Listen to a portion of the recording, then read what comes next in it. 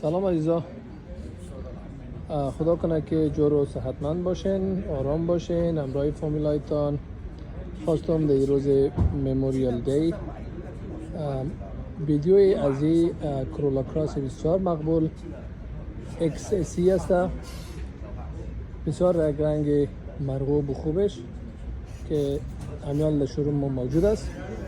همراهتان شریک کنم،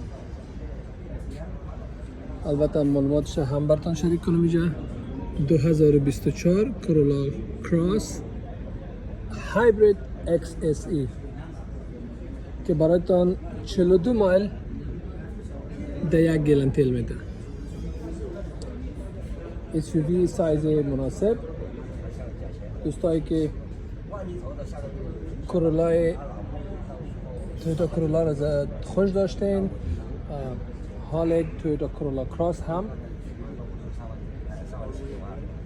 آمده که سایز بسیار خوب، همراه سنسورهای عقب، بکاپ کامره کلان که عقب میبینه وقتی در درایو 25 مایل پر اور باشین میتونین که عقب موتور هم ببینه. یک آپشن است آل ویل درایو،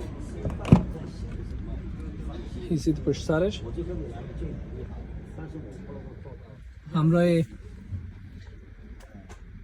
هواکشای ایر کندیشن، سانروف،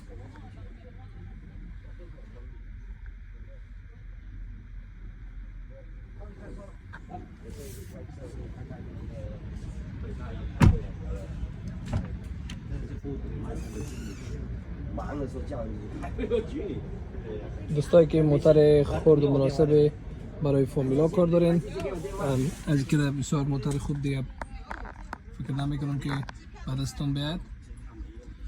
و سم سیستم GBL یا پریمیوم میگیم، همراه پشت بطن، سیتای گرم کن و چارجر وایرلس و سه مود دارد که ایکو مود، نورمال و سپورت مود میاد. بسیار مقبول.